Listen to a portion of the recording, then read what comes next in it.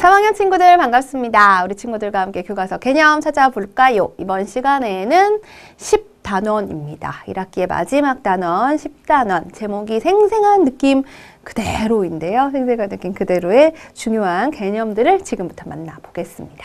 첫 번째 개념, 아는 내용이나 겪은 일을 활용하여 글을 읽어보자예요. 그러니까 그 내용 중에서 내가 다 모르는 건 아닐 거야. 그 내용과 관련해서 조금 아는 것들이 있어. 또 겪은 일이 있어. 관련된. 이런 것들을 활용해서 글을 읽어보자는 건데 어떻게 하면 잘 읽을 수 있는가? 먼저 첫 번째는요. 겪은 일 또는 알고 있는 내용과 비교해보는 거예요. 비교해보고 이런 점은 내가 겪은 일과 비슷한데 이런 점은 조금 다른데 이런 것들을 확인해 봅니다. 그리고 두 번째, 그래도 어쨌든 글을 읽다 보면 비교를 하다 보면 새로 알게 된 내용들이 있는 거죠. 이게 참 중요하죠. 새로 알게 된 지식이 되면서 또 그 내용이 지금은 새로 알게 된 내용이지만 이미 알게 된 내용이 되다 보니 이걸 가지고 또 다른 책을 읽을 때는 관련된 경험이 또 될 수가 있는 거죠. 그래서 새로 알게 된 내용은 무엇인지 생각해 보면서 읽고 또는 알고 싶거나 또는 궁금하였던 내용 이런 것들을 중심으로 읽어야 해요. 그러니까 글을 읽을 때 그냥 읽으면 안 되는 거지. 뭐가 새로 알게 된 내용인지, 뭐가 내가 겪은 일과 같은지 이런 것들을 생각해 보기 위해서는 글을 읽으면서 끊임없이 머릿속으로 떠올려야 돼. 내가 아는 내용인가? 비슷한 내용 겪어봤나? 이건 새로 알게 된 내용인가? 내가 뭘 알고 싶었지? 이런 것들을 끊임없이 생각하면서 꼼꼼히 글을 읽어야만 떠올려 볼 수가 있습니다. 그럼 훨씬 더 그 내용을 쉽게 이해할 수 있고 깊이 이해할 수 있고 오래 기억에 남을 수 있어요. 자, 우리 친구들 교과서 안에 보면 나무라는 글이 나와요. 나무를 읽을 때 아는 내용이나 겪은 일을 활용하면서 읽는 방법의 예를 알아보면서 이렇게 하는 거구나 한번 떠올려 보시기 바랍니다. 자, 나무라는 글을 친구들이 읽었는데요. 첫 번째 친구는 나무로 만든 집에서 잔 적이 있는데 정말 글의 내용과 관련된 나만의 경험이네요. 여름인데도 정말 시원했어. 관련된 경험을 잘 떠올렸어요. 또는 꽃이나 열매 등의 모양을 보고 이름을 지은 나무도 있다는 것을 알게 되었어. 알게 되었다는 건 이 글을 통해서 새로 알게 된 내용이라는 거죠. 이렇게 그 내용과 함께 새로 알게 된 내용을 떠올려 보라는 거구나. 또는 가장 작은 나무는 얼마나 작을까? 풀보다 작은 나무도 있다는데 그럼 그것보다 더 작은 나무는 없을까? 이게 뭐야? 알고 싶은 내용인 거죠. 글의 내용과 함께 알고 싶은 내용은 무엇인지를 떠올려 가면서 읽는 겁니다. 이런 활동들을 해보라는 거예요. 친구들의 활동을 통해서 이건 경험을 떠올린 거고 이건 새로 알게 된 내용, 이건 알고 싶은 내용 중심으로 읽고 있구나 하는 것을 파악해보는 것도 중요하고 여러분도 그래서 관련된 경험을 한번 떠올려보기 활동을 해보도록 할 겁니다. 자, 이번에는요. 두 번째 개념. 독서 감상문의 특징에 대해서 알아보자 입니다. 독서 감상문 드디어 또 나올 것이 나왔는데요. 자, 여기서 감상문에 지금 안테나가 떠 있습니다. 감상문 무엇인지 낱말 뜻을 살펴보도록 하죠. 감상문은 느낄 감, 생각 상, 그럴 문이 합해져서 이루어진 낱말입니다. 무슨 뜻일까요? 말 그대로 느낌과 생각을 쓴 글. 이겠죠. 어떤 사물이나 현상을 보고 느낀 바를 쓴 글을 감상문이라고 하는데 이렇게 사용해요. 이 책을 읽으니 책을 읽었어. 새라는 책이죠. 우리 집 앵무새에 앵순이가 떠올라 그랬어. 그러니까 그럼 생각한 걸 감상문으로 표현해 보자 하고 말씀하셨어요. 이 친구는 이 책을 읽으니 내가 새가 된 기분이야 라고 했어요. 자, 이렇게 떠올리는 것, 떠올릴 수 있는 것들 또는 뭐 내가 어떤 기분이 들었는지 이런 것들을 글로 쓰면 그게 바로 감상문이 되는 겁니다. 자, 우리는 지금 독서 감상문을 쓸 거죠. 그러려면 우선 독서를 해야지. 책을 읽고 나서 쓴 감상문이 독서 감상문이 되겠죠. 자, 특징 한번 살펴보도록 하지요. 독서 감상문, 책을 읽고 나서 쓴 책을 읽고 나서 감상을 쓴 글인데 이때는요. 책을 읽게 된 이것, 동기가 들어있어요. 동기라고 하는 거는 책을 읽게 된 계기. 이 세상에 정말 책들이 정말 많잖아. 서점을 가든 도서관을 가든 정말 많은데 그 많은 책들 중에서 왜 하필 이 책을 읽게 되었는가? 이것도 참 중요하죠. 그럼 책을 읽었으면 읽은 거지. 읽고 난 다음에 왜 이 독서 감상문을 쓰게 되었는가? 뭔가 목적이 있을 거란 말이에요. 그래서 함께 적어주시고요. 그리고 책의 내용도 알려줘야 하는데 이때 조심하셔야 될 게 우리 친구들에게 독서 감상문 써봐라 그러면 내용은 정말 잘 써요. 쫙 써. 누가 나오고 어떻게 되고 어쩌고저쩌고. 그런 다음에 참 재미있었다 하고 끝난단 말이에요. 이건 감상문이 아니에요. 감상문은 앞에서도 얘기했지만 감상, 느낌이나 생각을 쓰는 게 감상인데 느낌 생각은 참 재미있었다. 5글 참 재미있었다. 6글자죠. 이걸로 끝나고 나머지가 다 내용이야. 물론 내용이 들어가야 되는 건 들어가야 되지만 우리가 쓰고자 하는 건 어디까지나 감상문이기 때문에 내용을 쓸 때는 간단히 써줘야 돼요. 간단히. 그리고 누가 봐도 어머 감상문이네요 하는 생각이 들 수 있도록 생각이나 느낌을 알 수 있게 그 생각이나 느낌을 자세히 써주어야 한다는 거죠. 그러니까 쓸 때 너무 앞은 다 내용으로 채우고 뒤는 다 감상으로 채우고 그러지 말고 중간중간에 내용을 보여주면서 그 내용에 대한 감상, 내용에 대한 감상 이렇게 넣어도 돼요. 꼭 내용은 내용끼리, 감상은 감상끼리 이렇게 담을 필요는 없습니다. 그러면 내용과 감상이 적절하게 좀 분량도 나누어질 수가 있겠죠. 자, 우리 친구들 이야기를 좀 들으면서 정리를 해보죠. 독서감상문의 특징에 대해서 얘기하고 있는데 독서감상문은 책을 읽고 난 뒤에 자신의 생각이나 느낌을 표현한 글이야. 그랬어요. 이거 너무너무 중요하다. 책 내용 요약하는, 간추리는 것이 아니라 생각, 느낌을 표현한 글이 독서감상문이에요. 그래서 독서감상문에는 책을 읽게 된 동기, 책의 내용, 읽고 난 뒤에 생각이나 느낌 이런 것들을 쓸 수가 있다. 그리고 독서감상문을 쓰게 되면 읽은 글에 대하여 다시 한번 생각할 수 있다 그랬는데 아니 생각해봐. 감상문을 쓰려면 책 내용에 대해서 생각을 해봐야 쓸 수가 있어요. 이건 그냥 한번 읽은 것과는 또 다른 거죠. 감상문을 안 쓰고 그냥 읽기만 할 거예요. 그럼 그냥 읽고 끝나겠지만 이걸 가지고 또 감상문을 쓰려면 다시 한번 생각을 해볼 수밖에 없어요. 그러니까 꼭 감상문을 쓰기 위해선 생각부터 해야 되는 거야가 아니라 감상문을 쓰려면 어차피 생각을 해야 된다라는 겁니다. 그래서 이것은 뭐 어쩔 수 없이 일어나야 되는 거니까. 그러니까 생각이 좀 더 깊이 있고 넓어질 수 있는 거죠. 생각하는 능력이 사고력을 키우기에 정말 좋아요. 글 쓰는 능력만 길러지는 게 아니라는 거야. 그리고 다른 사람의 독서 감상문을 또 읽어보면서 새로운 책에 대한 정보도 얻을 수 있어 그랬어요. 내가 읽어보지 않은 책에 대한 독서감상문, 다른 친구가 쓴 독서감상문을 읽는다면 이런 책도 있네. 이 책에는 이러이런 내용들이 나오는구나. 이런 감상을 할 수 있겠구나 해서 책에 대한 정보를 알 수 있을 것이고 또는 나하고 똑같은 책을 읽고 나서 쓴 감상문이라 하더라도 나의 감상과 내 친구의 감상이 아주 똑같을 수는 없잖아요. 생각은 사람마다 다른 건데. 그러니까 내 독서감상문만 읽고 쓰다 보면 한 가지 생각밖에는 못해. 내 머릿속에서 나온 생각. 근데 다른 친구의 감상문을 읽다 보면 이런 생각도 할 수 있네. 이런 느낌도 받을 수 있네. 좀 더 생각의 폭이 깊고 넓어질 수 있습니다. 내가 감상문을 쓰면서 또 한 번 생각하게 되고 다른 친구의 감상문을 읽으면서 생각이 더 넓어질 수 있어요. 그래서 우리가 매번 방학 숙제나 아니면 학교에서 요즘 독서록 참 많이 쓰죠. 이렇게 좋은 점이 많으니까 우리가 쓰라고 하는 거예요. 사고력도 넓어지고 글쓰기 실력 커진다는 건 너무 당연한 일이고 그 외에도 참 좋은 점이 많다는 거죠. 그래서 한번 제대로 써볼 건데 우리 친구들 독서감상문 쓰라 그러면 다들 한 가지 생각밖에는 못해요. 근데 사실 독서감상문에는 정말 다양한 형식들이 있습니다. 자, 여기서 형식 지금 나와 있는데 안테나가 떴죠. 그렇다면 살펴봐야겠죠.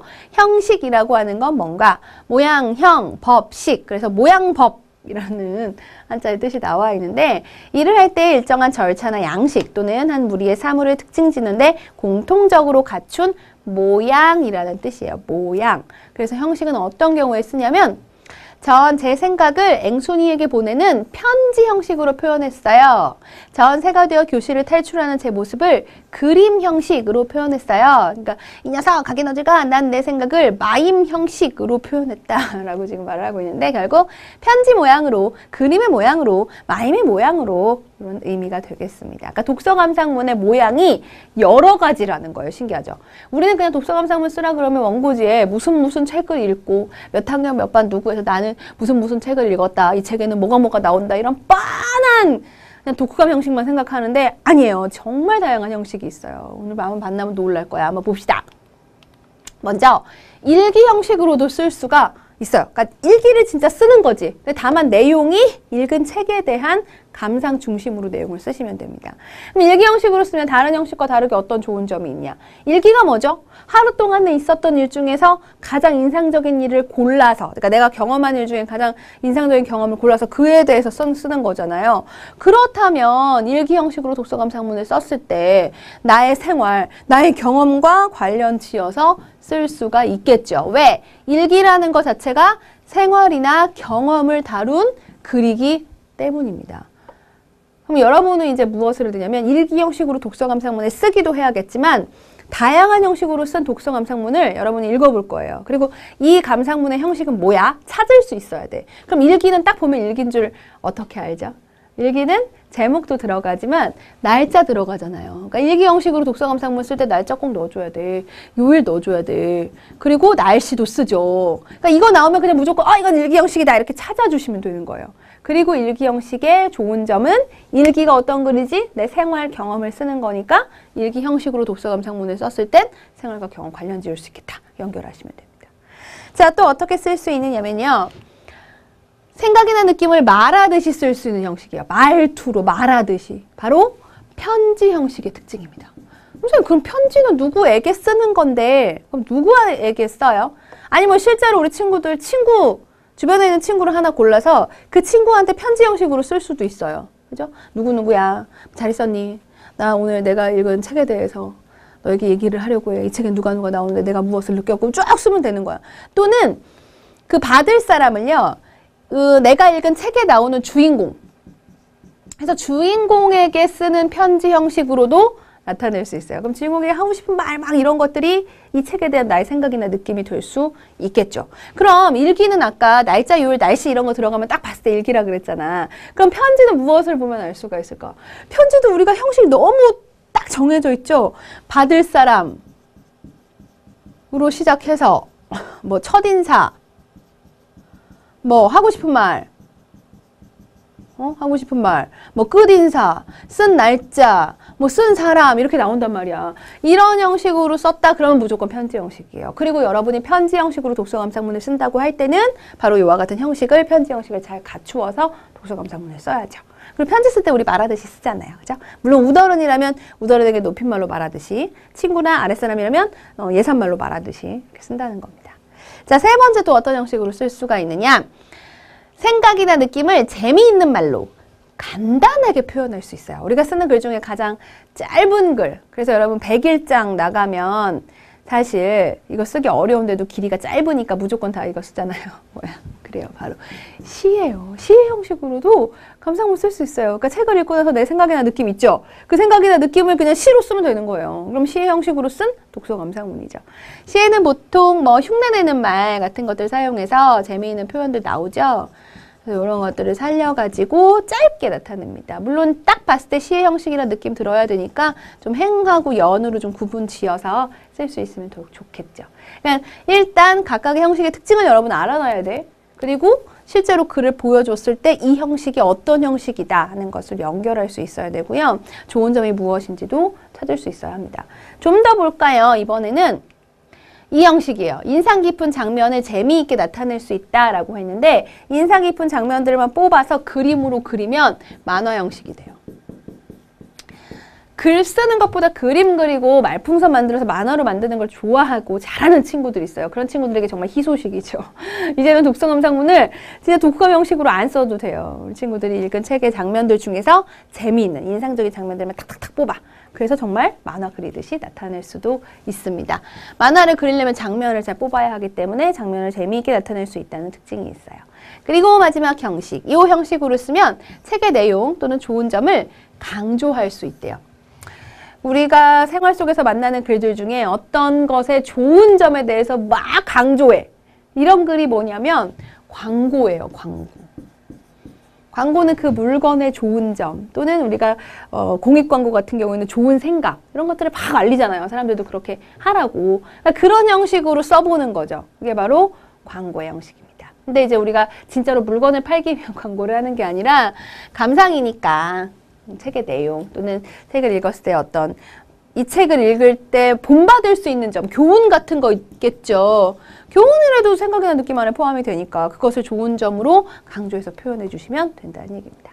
자, 이렇게 우리 교과서에 5개의 독서 감상문의 여러 가지 형식이 있어요. 이 중에서 여러분이 마음에 드는 걸로 골라서 앞으로는 독서 감상문 써주시면 되겠고요. 또 시험에 나올 때는 글을 보여줬을 때 이것이 각각 어떤 갈래인지 연결해 주시면 됩니다. 하나 해볼까요?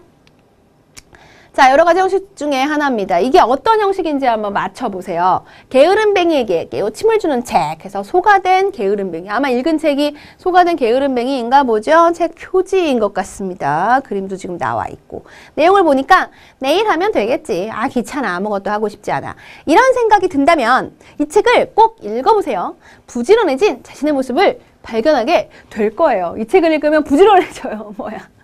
광고 형식입니다. 뭐 이런 생각이 든다면 이 책을 읽어보면 이렇게 좋은 점 있을 것이다 해서 좋은 점을 강조하고 있고요. 사실 이 좋은 점은 소가된 게으름뱅이를 읽고 우리가 얻을 수 있는 교훈이기도 하기 때문에 생각이나 느낌 안에 포함이 되고요. 책 제목도 잘 넣어줬고요. 그래서 게으름뱅이에게 깨우침을 주는 책이라고 제목도 넣어봤습니다. 찾아줄 수 있겠죠. 독서감상문의 여러 가지 형식 봤고요. 자, 이번에는 그렇다면 독서감상문을 읽고 책 내용과 글쓴이의 생각이나 느낌을 구별해 볼게요. 자, 이제 독서감상문을 읽을 건데 독서감상문에는 책 내용도 들어가고 글쓴이의 생각이나 느낌도 들어가죠. 그러면 책의 내용은 사실적인 면이잖아. 그 책에 나오는 거니까. 생각이나 느낌은 그 독서감상문을 쓴 사람만의 생각이죠. 그 두 가지를 구별을 하는 거예요. 그럼 어떻게 구별할 수가 있는가? 내용을 가지고 구별해 보시면 되는데 먼저 책의 내용이나 정말 줄거리를 그대로 요약한 부분이 있을 거예요. 간추리기 딱 해서 보여준 부분. 요런 거는 책 내용이 되는 거죠. 딱 책 내용이 되는 거죠. 그 다음에 책 속 사건을 설명해. 책에 이러이러한 사건이 나옵니다. 또는 그 사건을 그대로 옮겼어요. 그럼 이건 책 내용이야, 글쓴이의 생각이나 느낌이야. 당연히 책 내용이 되겠죠. 그러면 책 내용에 대한 생각이나 느낌이 나타나는 부분이래요. 그럼 이거 바로 글쓴이의 생각이나 느낌이 되겠죠. 생각, 느낌. 그지? 그 다음에 감정을 나타낸 말이나 뭐 좋았어요, 싫었어요, 우울했어요, 슬펐어요 뭐 이런 거 또는 판단하는 말 이렇게 하는 것이 좋겠습니다. 저는 이렇게 하는 것이 맞다고 생각합니다. 이런 말들. 그럼 이거는 책 내용일까 생각이나 느낌일까? 감정이라는 건 사람의 마음이죠. 판단이라는 것도 어떤 사람은 우리가 똑같은 햄버거를 먹었어. 똑같은 햄버거를 같이 사 먹었는데도 나는 야 여기 진짜 맛있지. 내 친구는 이건 좀 내 맛이 아닌데 할 수 있단 말이야. 판단도 사람마다 달라요. 때문에 감정을 나타내는 말이나 판단하는 말은 글쓴이의 생각이나 느낌이 된다는 겁니다. 이렇게 구별해 주시면 돼요. 이거 구별하는 문제가 한 문제 정도 더 출제될 가능성이 있어요. 굉장히 중요한 부분인데 이거 해볼게요. 이거 되게 쉬워요. 자, 빨강 두건 아쉽게 라는 독서 감상문이 나와요. 그럼 이 독서 감상문은 무슨 형식으로 쓴 걸까? 등장인물이 빨강 두건 아신 거예요. 주인공이. 그럼 주인공에게 쓴 편지 형식이겠죠. 편지 형식이겠죠. 누구누구께 이렇게 썼으니까요. 자, 여기서 책의 내용과 글쓴이의 생각 느낌을 구별하는 건데 여기 나와 있는 내용이 책의 내용인지 글쓴이의 생각이나 느낌인지 여러분 한번 구별해 보세요. 아씨께서는 자, 가위, 바늘, 실, 골무, 인도, 다리미 중에서 어느 것이 가장 중요하다고 생각하셨어요? 저는 7동무 모두가 중요하다고 생각합니다. 왜냐하면 그 중에서 어느 것 하나라도 없으면 바느질을 잘할 수 없기 때문입니다. 실제로 그 아씨방 7동무가 이 책의 제목인데 여기에 이제 7동무가 얘네들이에요. 7이죠. 아씨가 바느질을 할 때 사용하는 물건들인데 얘네들이 나와서 뭐 하냐면 서로 자기가 제일 중요한 물건이라고 서로 우기고 있는 거야. 그 내용을 보여주면서 저는 이러이러하다고 생각합니다죠. 여기서 말하는 저가 바로 이 독서감상문을 쓴 사람이지. 따라서 저는 이렇게 생각합니다니까 글쓴이의 생각이나 느낌이 나타난 부분입니다. 라고 골라주시면 되는 거죠. 요런 거 구별하는 문제가 이제 시험에 나올 거예요. 별로 어렵지 않죠, 얘들아? 독서감상문에 다양한 형식이 있다는 거 각각 형식의 특징적인 면들 꼭 기억해 두시고 생각이나 느낌과 책의 내용 구별하기 다시 한번 정리해 두시기 바랍니다. 자, 문제 살펴보겠습니다. 아는 내용이나 겪은 일을 활용하여 글을 읽는 방법으로 알맞지 않은 것을 찾아서 가위표하면 되는데요. 겪은 일과 비교하래요. 이건 참 좋은 방법이죠. 아는 내용과 비교하기 너무 좋은 방법이죠. 그래서 새로 알게 된 내용 생각하기 역시 중요한 방법인데 알고 싶은 것을 생각하지 말래요. 아니죠. 알고 싶은 것 중심으로 생각하면서 그 내용이 어디 나오는가 찾아보면서 꼼꼼히 읽어야죠. 그래야 그 내용을 이해하기가 쉽겠죠? 생각하지 않으며가 틀렸습니다. 생각하면서 읽어야 한다. 나머지 내용들 기억해 두시고 4번에 무엇이 틀렸는지도 알아두시면 좋겠네요. 자, 이어지는 문제 보겠습니다. 독서 감상문의 특징과 형식에 대한 설명으로 알맞지 않은 거. 독서 감상문, 책의 내용도 나오긴 나와야 되죠. 간단하게. 책을 읽게 된 동기 앞부분에다가 넣어줘야죠. 책을 읽었을 때 날씨를 반드시 써야 한다 그랬는데 사실 독서 감상문의 형식이 다양한 거 우리가 공부했어요. 독서 감상문의 형식 중에서 만약에 내가 일기 형식으로 쓸 거라면 일기에는 날씨 쓰잖아요. 근데 뭐 광고에 날씨 나오나 안 나오죠? 뭐 시에 날씨가 굳이 나와야 되나? 만화에? 아니에요. 그래서 반드시 쓰는 게 틀렸습니다. 다양한 형식으로 쓸 수 있다는 거 우리 공부했고요. 책을 읽고 난 뒤에 글쓴이의 생각이나 느낌, 이게 가장 중요하게 나와야 한다는 것도 살펴봤습니다. 따라서 아닌 것은 3번에 있네요. 자, 이어지는 문제 보겠습니다. 다음은 독서 감상문에서 책 내용과 글쓴이의 생각이나 느낌 중 무엇에 해당하는지 동그라미 아래요. 정말 좋은 문제죠? 자, 등장인물에 대한 생각이에요. 책을 읽고 나서 깨달은 점이고요. 책 내용과 글쓴이의 경험을 비교하여 느낀 점이에요. 생각, 느낌 다 나왔어요. 그러면 당연히 글쓴이의 생각이나 느낌에 해당이 되겠죠? 아, 깨달은 점 같은 것도 생각이나 느낌에 해당이 되는구나. 깨닫는 게 뭐야? 마음으로 깨닫는 거잖아요. 머리로 깨닫는 거잖아요. 때문에 책 내용이 아니라 나의 생각이나 느낌, 글쓴이의 생각이나 느낌이겠죠? 2번에 동그라미 하면 정답이 됩니다.